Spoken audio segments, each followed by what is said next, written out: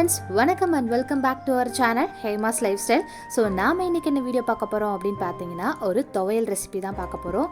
அது என்ன துவையல், எப்படி பண்ணுறது அப்படின்றத வாங்க வீடியோக்குள்ளே போய் பார்க்கலாம்.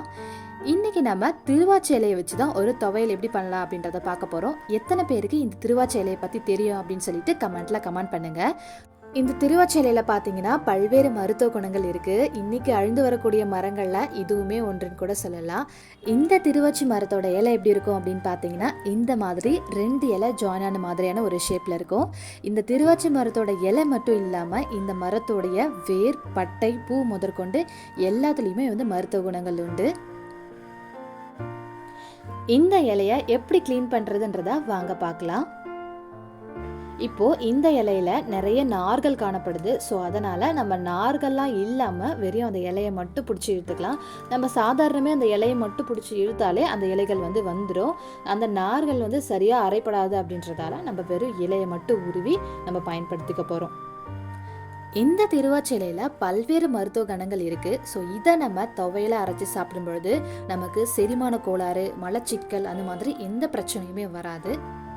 இதோடைய இலை மட்டும் இல்லாமல் இதோட பூவை நம்ம தண்ணீரில் கொதிக்க வச்சு குடிக்கும்பொழுது தைராய்டு போன்ற பிரச்சனைகளுக்குமே இது ஒரு தீர்வாக இருக்குது.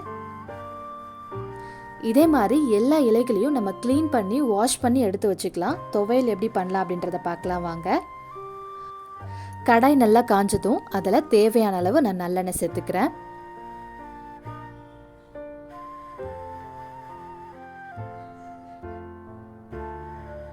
எண்ணெய் நல்லா காஞ்சதும் இது கூட 6லேருந்து 7 வரமிளகாய் நான் சேர்த்துக்கிறேன். உங்களோட காரத்துக்கு ஏற்ற போல் நீங்கள் மிளகாய் சேர்த்துக்கலாம்.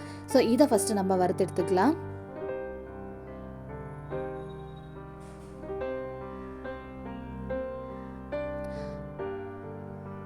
மிளகாய் நல்லா வறுபட்டதும் இது கூடவே நம்ம சின்ன சின்னதாக துண்டுகளாக வெட்டி வச்சுருக்க இஞ்சியை இது கூட சேர்த்துக்க போகிறோம். அடுத்து பூண்டு, இது எல்லாத்தையும் சேர்த்து நம்ம வதக்கி எடுத்துக்கலாம்.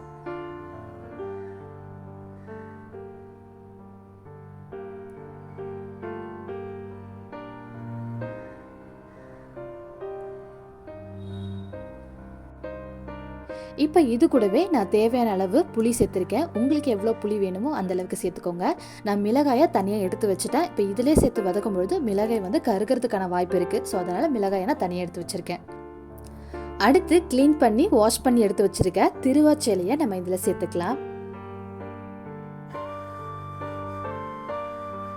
இது பார்த்தீங்கன்னா நல்லா எண்ணெயில் நல்லா வதங்கணும்.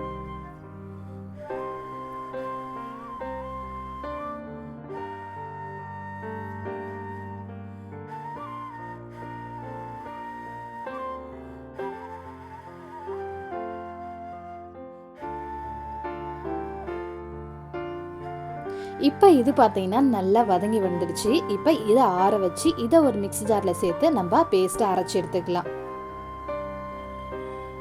இப்போ அதே கடாயில் கொஞ்சமாக நமக்கு தேவையான அளவு நல்லெண்ணெய் சேர்த்துக்கலாம். எண்ணெய் காஞ்சதும் அதில் கொஞ்சமாக கடுகு பொரிஞ்சதும் நம்ம அரைச்சி வச்சுருக்க பேஸ்ட்டை இதில் சேர்த்து நல்லா வதக்கிக்கலாம். நீங்கள் ஃப்ரிட்ஜில் வச்சு ஸ்டோர் பண்ணுற மாதிரி இருந்தால் கொஞ்சம் எக்ஸஸாகவே நல்லெண்ணெய் சேர்த்துக்கலாம். நீங்கள் இப்போ இதில் இருக்கக்கூடிய பச்சை வாசனை கொஞ்சம் போகிற அளவுக்கு இதில் நம்ம நல்லா வதக்கி இந்த அளவுக்கு கலர் சேஞ்ச் ஆகணும்.